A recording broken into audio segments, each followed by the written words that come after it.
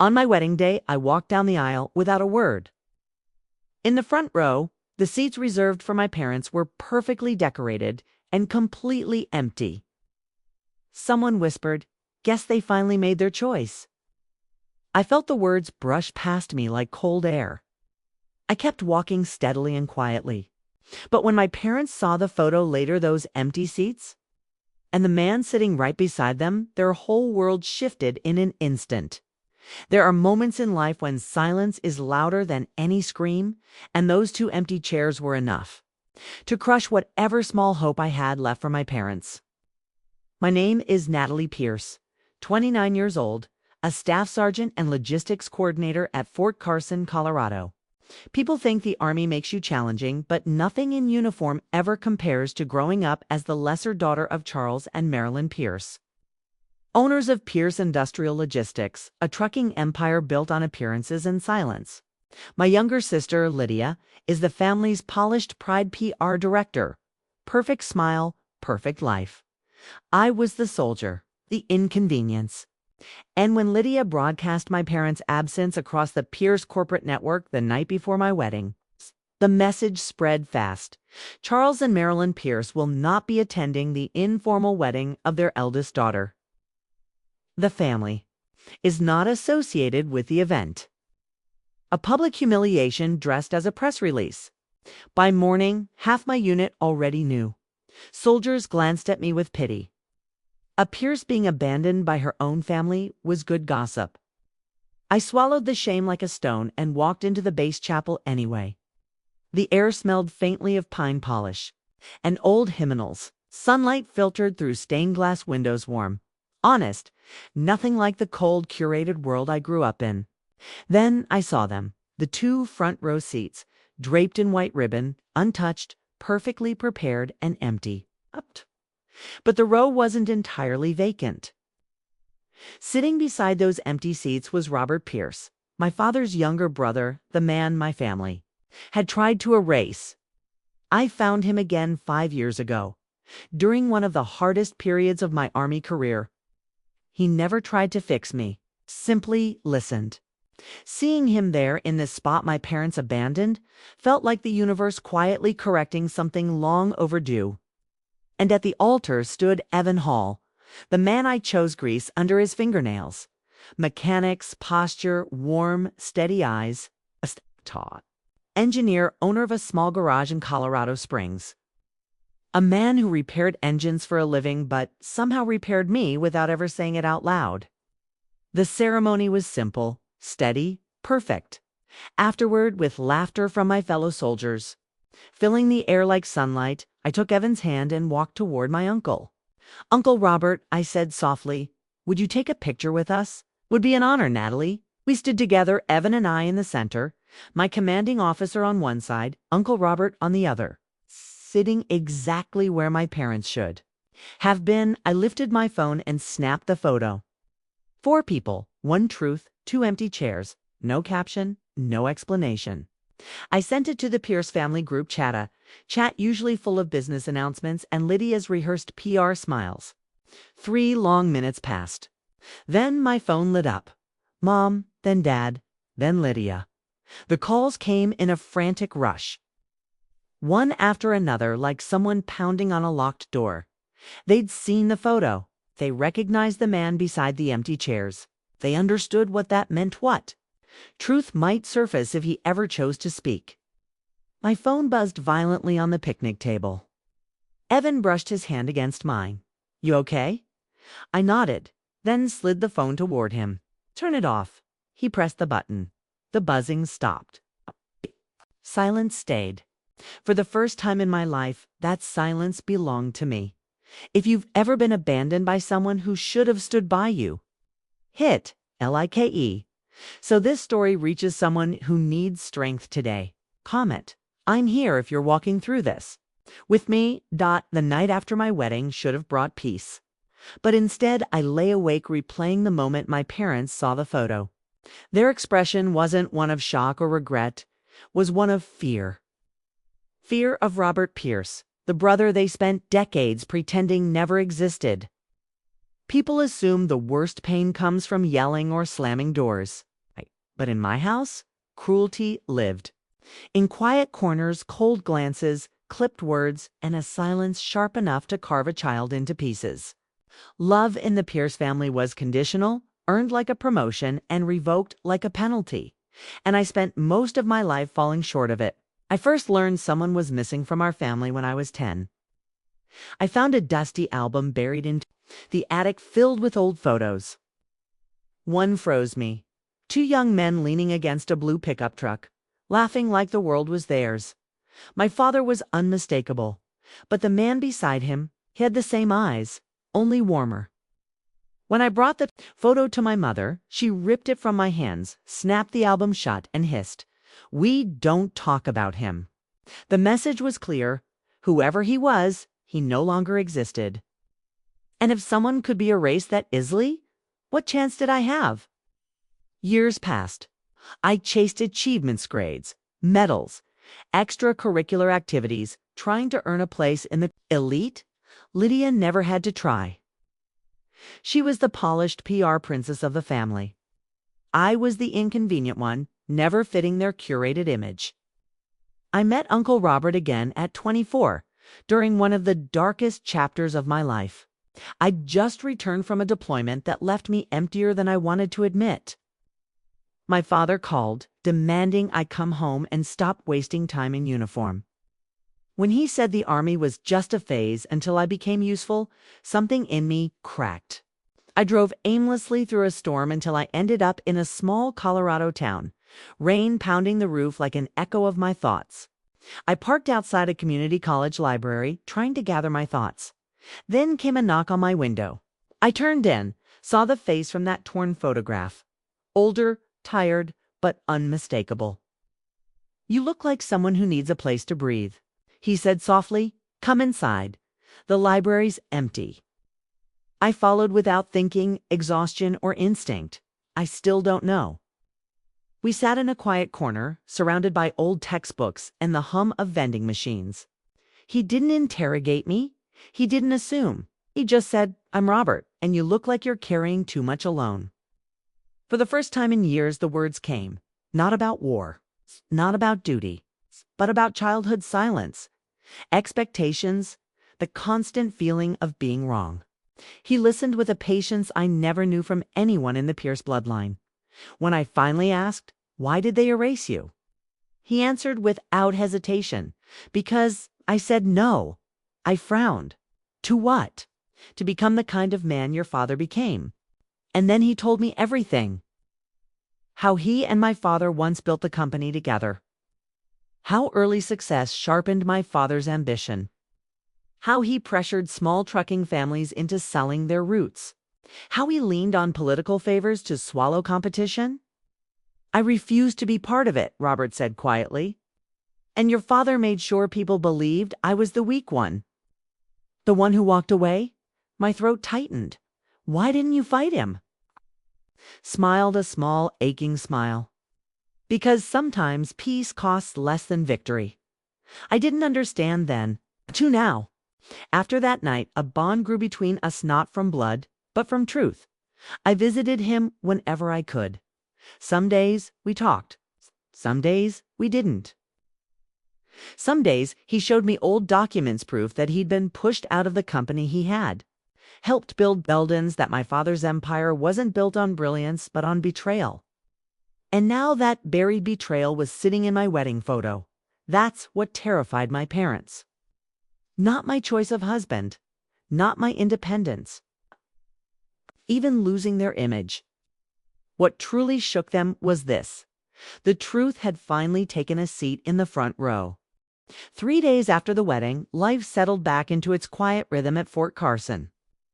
Evan was under a truck at the garage, and I was sorting supply reports in my tiny office. Everything felt normal again. But normal never lasts long when your last name is Pierce. That afternoon, Evan texted me one sentence that made my stomach drop. "Your sister is here." Lydia Pierce, my polished corporate PR sister, had driven 6 hours from Chicago to Colorado Springs. She didn't do surprise visits. She didn't do anything that wasn't scripted or in her best interest. So, when I stepped out of the office and saw her high-end obsidian black coupe parked outside the garage, idling like it didn't want its tires touching the gravel, I felt the air tighten around me. Lydia climbed out wearing a cream blouse and tailored pants that screamed city money. She tiptoed across the dusty ground like she expected the dirt to leap up and attach itself to her. In her hands was a massive wicker basket wrapped with glossy cellophane cheeses, wine, imported crackers. The kind of pretentious peace offering people give when they're about to ask for something huge. She smiled, bright and artificial. Natalie, I was in the area. The area. Colorado Springs is not on the way to anything from Chicago. Evan joined me, wiping grease off his hands. He didn't say a word. Silence was more intimidating than any glare. Lydia gave him a quick once-over, her PR smile flickering before returning to full wattage. "You must be Evan," she chirped. "I've heard so much about you." Evan shook her hand. The handshake lasted precisely as long as politeness required no more. Lydia placed the basket on Evan's workbench, nudging aside a box of spark plugs like they offended her. "Mom and Dad feel simply awful about missing the wedding," she said. "Truly, they want to make it up to you. To both of you."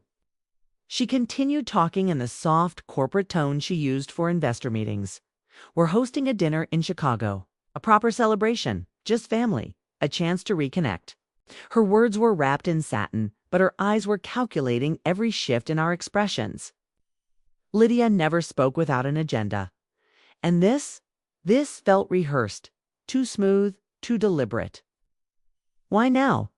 Lydia blinked. "Excuse me. Why the sudden interest in reconnecting?" "You posted that announcement before my wedding. You made sure everyone knew our parents weren't coming. Okay." Her smile froze just a fraction of a second. PR training kicked in. Instantly she recovered, smoothing her hair, adjusting the basket ribbon that didn't need adjusting. "Natalie, that was complicated. Dad was under a lot of pressure. The timing was messy, right?" I said flatly. Her eyes darted to Evan, then back to me. Something jittered behind her polished exterior. Crack, a slip. She leaned forward slightly. "Look, it's just better for all of us if we present a united family front right now. United family front. That was corporate speak for you're messing with our image." Before I could respond, Lydia continued talking, voice dropping just enough to reveal the truth she hadn't meant to say out loud. "And Dad can't stand the idea of an outsider being in control of something so important." The words hit me like a cold slap. I stared at her. Outsider in control of what? Lydia faltered. Lips parted, but nothing came out. She'd said too much, and she knew it. "Lydia," I said slowly, "what exactly is Dad trying to get control of?" She grabbed her keys, retreating. "Dinner's at 7. Business casual. I'll text you the address." She hurried to her car, heels clicking like she was escaping a crime scene. A moment later, her coupe sped off, leaving the smell of expensive perfume and unfinished lies behind. The garage went quiet. The basket sat on the workbench like a live explosive. I turned to Evan. "What is she talking about? What important thing are you supposedly controlling?" Evan exhaled, long and heavy. Then he reached for my hand. "Natalie," he said quietly, "there's something I should have told you earlier."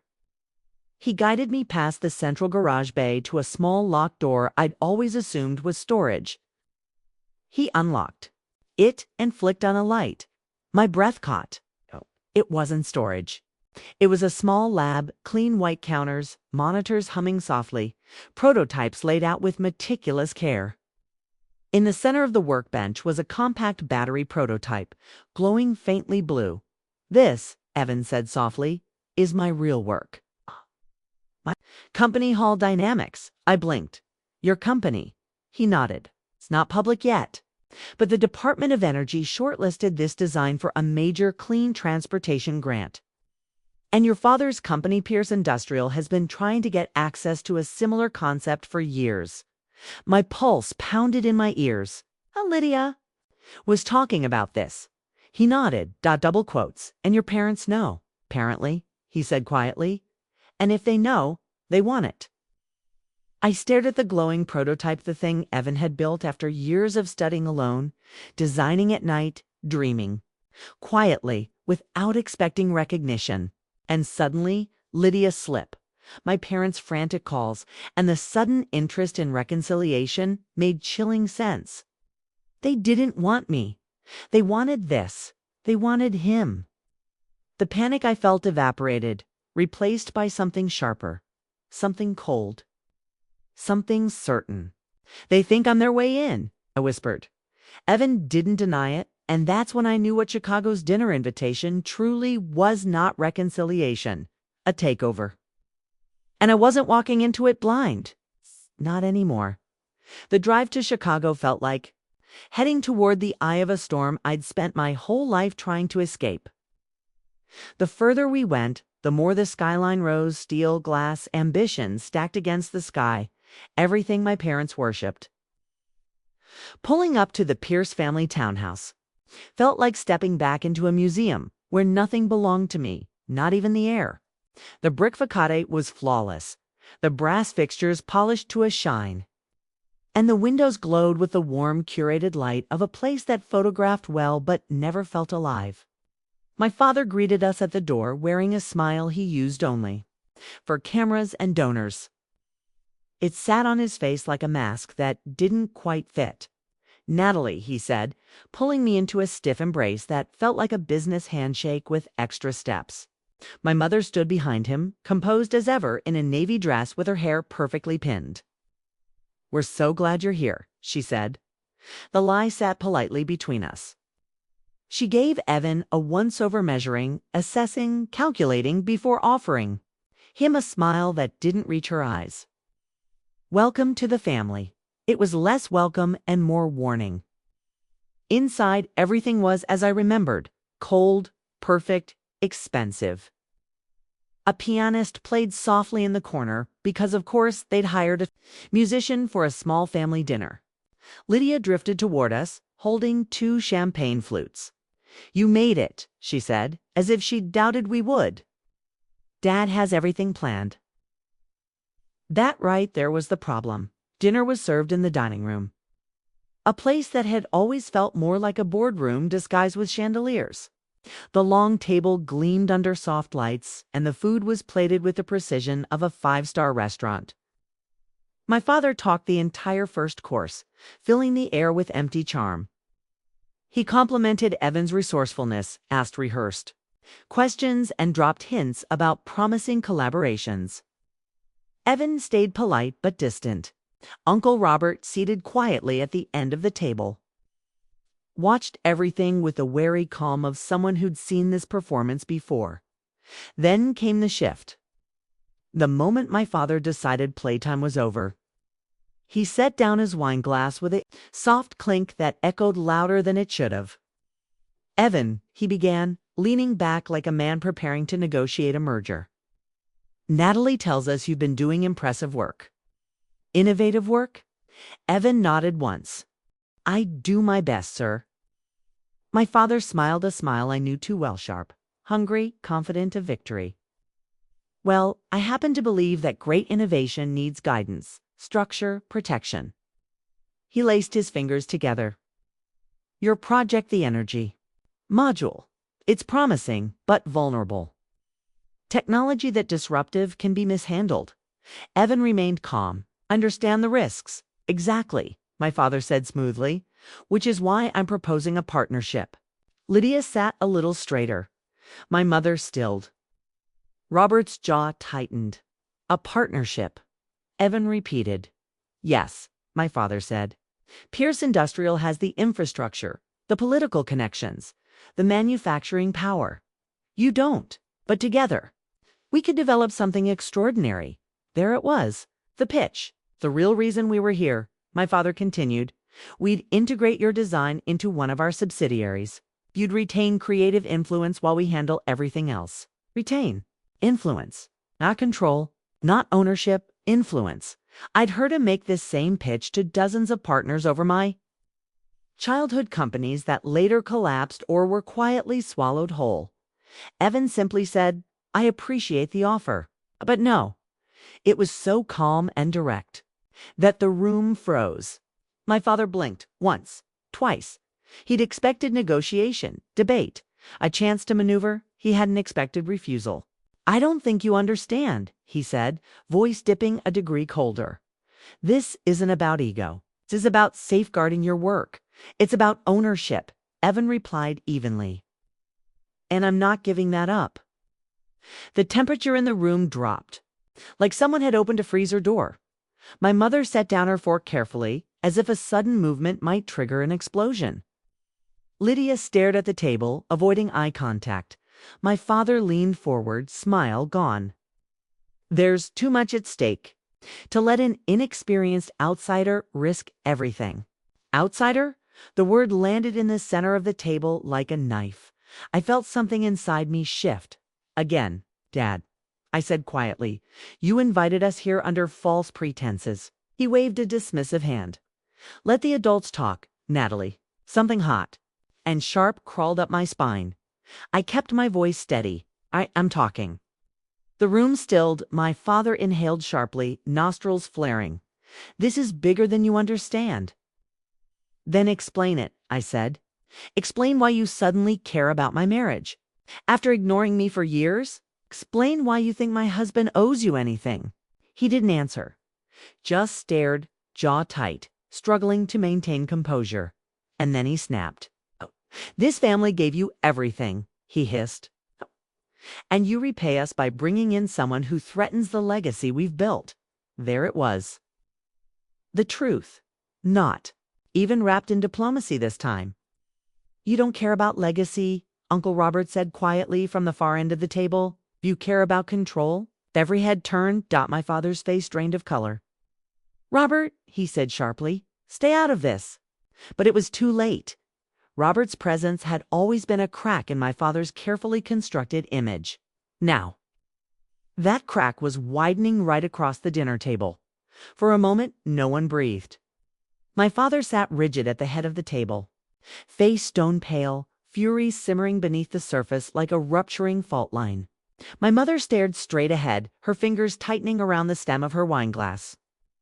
Lydia looked between everyone as if begging silently for anyone to fix the disaster unraveling in front of her.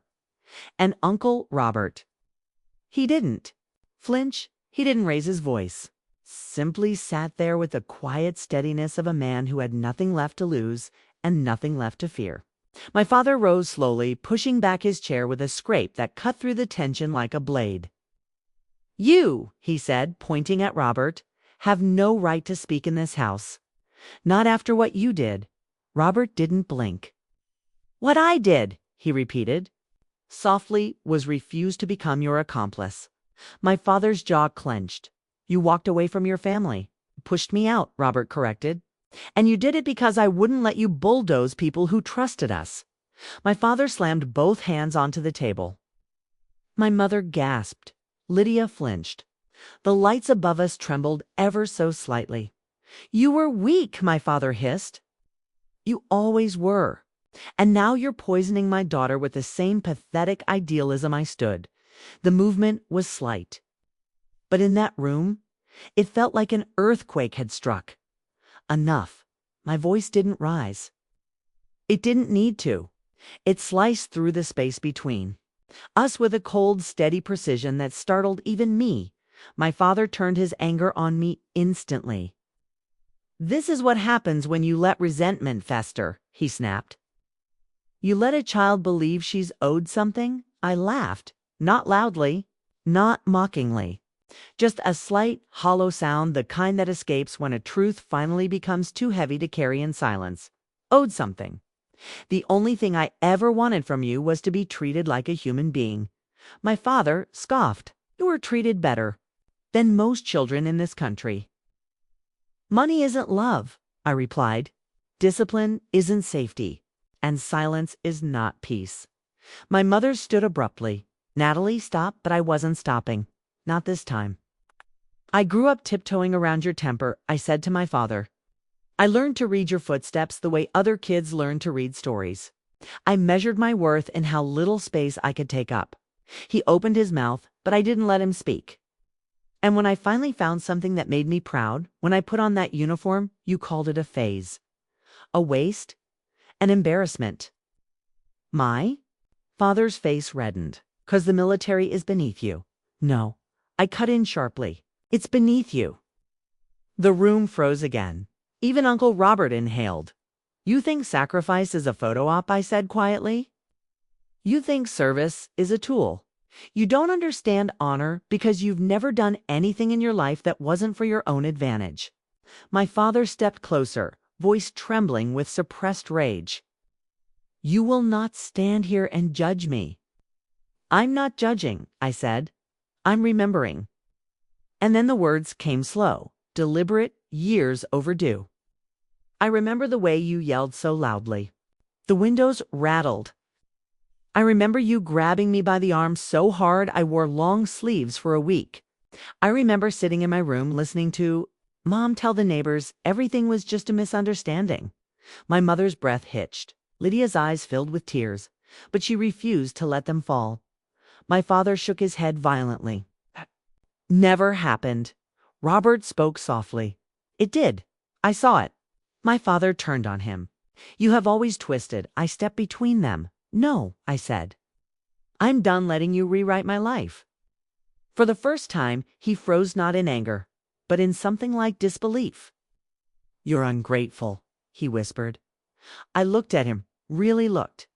At him, Tara saw the truth. A man terrified of losing control. I'm not ungrateful, I said. I'm done. Silence crashed over the room. Evan rose beside me, his presence a quiet shield. And for the record, I added, your mistake wasn't underestimating. Evan, it was assuming I still belonged to you. My father stared at me as if he were seeing a stranger, in a way he was. I reached for Evan's hand. We're leaving. No, my father said, stepping forward as if he still believed he could command the moment. You're not walking out of this house. Turned back to him one last time. I walked out years ago, I said softly. Tonight, you're just noticing. Then I opened the door, and the Pierce house so heavy with silence and old ghost sex tailed behind me. As if relieved to finally let me go, the night we left the Pierce house stayed with me like the faint ache from an old bruised quiet. But impossible to ignore. Evan. And I drove back to the hotel without speaking, not out of tension, but because the air around us finally felt straightforward, breathable, honest. For the first time in years, I didn't feel like I was carrying someone else's expectations on my spine. But peace never lasts long when your family's name is tied to an empire built on intimidation and polished lies. It took exactly 13 days for the cracks to become visible to the world. I was pouring coffee in the break room on base when Sergeant Patel walked in, holding her phone with an expression halfway between curiosity and alarm. Hey, Nat. Pierce, your last name? I froze. Why? She handed me the phone. You need to see this.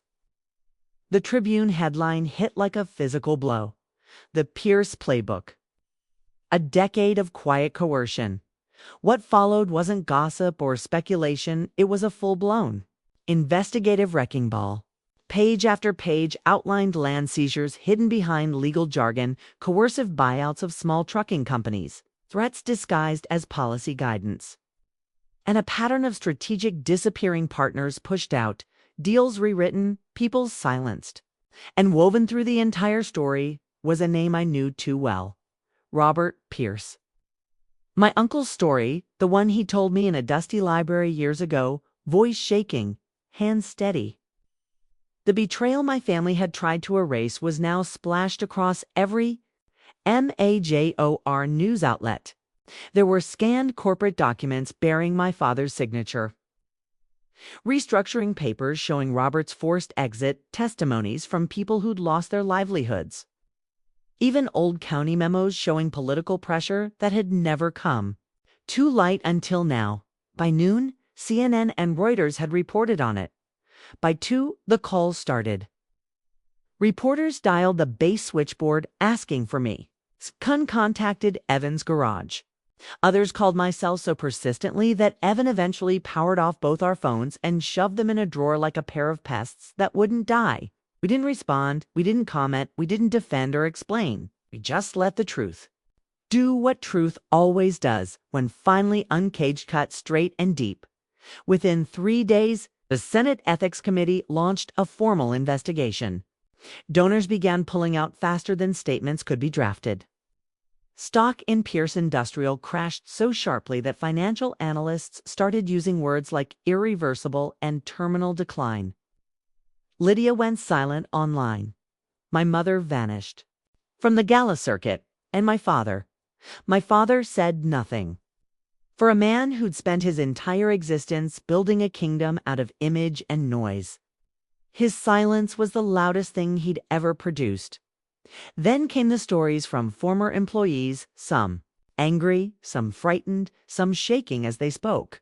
A leaked voicemail surfaced. My father threatening a county commissioner over a zoning vote. Old lawsuits were reopened. New ones were filed. Reporters camped outside the Pierce townhouse, turning the block into a circus of microphones and flashing lights. A week later, my father stepped up to a podium for a press conference. Evan and I watched from the small TV in the lab, the screen flickering slightly, as if even the electronics were bracing for impact. My father looked different, older, thinner, worn in ways ambition could no longer mask. His tie was crooked. His voice was unsteady. When he announced his resignation, it wasn't with power or control, but with the resigned flatness of a man reading an obituary. He hadn't expected to write. "I am stepping back to protect my family," he said. The irony was so sharp I could taste it. 2 days later, Pierce Industrial filed for bankruptcy protection. The empire built on leverage, fear, and carefully curated illusion collapsed exactly the way my father always believed it never could. From the inside out. And just when I thought the fallout had exhausted itself, a small cream-colored envelope appeared in my mailbox. A mother's handwriting curved across the front, elegant but shaky. The return address was a tiny P.O. box in rural Wisconsin. Inside was a single sheet of stationery, her words spare and trembling. "Natalie, I've left your father. I don't know what comes next, but I can no longer live in a house built on fear. I understand if you never want to see me again, Linda." I read it once, then again, then a third time. Not because the letter was difficult, but because the emotions were, there was no apology, no plea, no performance, just a confession stripped bare. I didn't cry. I didn't feel triumphant. Didn't feel vindicated. I only felt quiet. I folded the letter and set it down gently. The way you'd place something fragile you're not sure is broken or simply delicate. My father had fallen loudly. My mother had stepped away quietly. One collapse was catastrophic. The other was almost human. I wasn't ready to forgive her. But for the first time I understood something. Forgiveness might not be for her. It might be for me.